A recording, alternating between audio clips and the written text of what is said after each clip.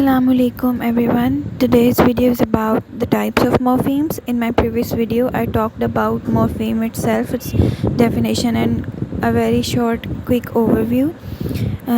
So in this video I'm going to talk about the types of morphemes by proceeding that topic. So let's get started. Morphology is a branch of linguistics that deals with the structure of complex words. The term was first used by August Schleicher in 1859. Parts. Morphemes are the building blocks of linguistics and they are of two types, free morpheme and bound morpheme. Free morphemes are the ones that are independent words, like they're called as standalone words. They can exist on their own within a sentence, and they can be a whole sentence. They can have a whole answer in themselves along with the meanings properly meaningful. They are all meaningful, and which is why they have their own identity. Bound morphemes, however, are the ones that are dependent morphemes. They depend upon other words to exist. They're not standalone words. For example, we attach in unfaithful, we attach u and un as a prefix. Then faith is a root word, and then full ful, that is also a suffix.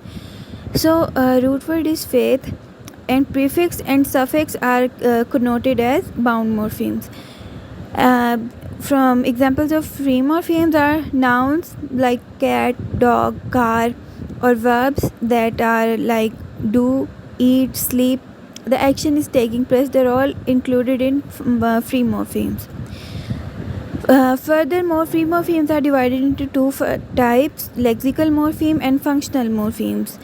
The lexical morphemes are the ones that generally which include parts of speech such as noun, verb, adjective, adverbs. For example, he, she, it, car, etc.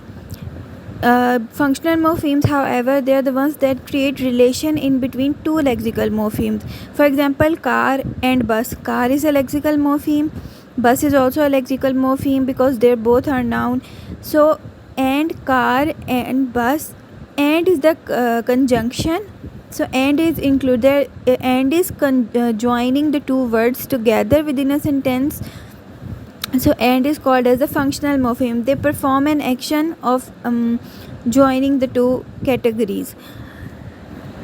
In bound morphemes, we also have further two types, that is derivational morpheme as well as inflectional morpheme.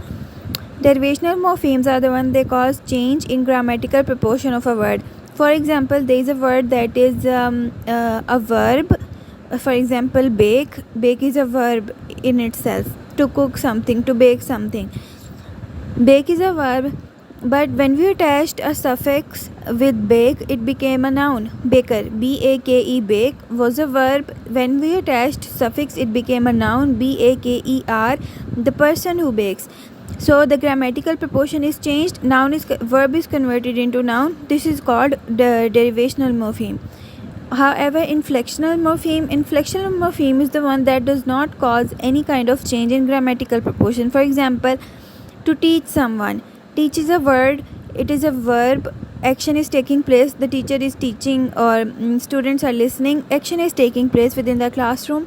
So teach is a verb, and when teach is converted by using inflectional morphemes principle or whatever, teach is converted into taught.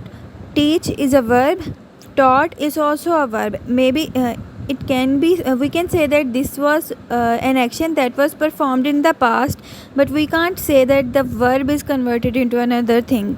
Grammatical proportion possibly remains the same. So this is all about the types of morphemes. Thank you.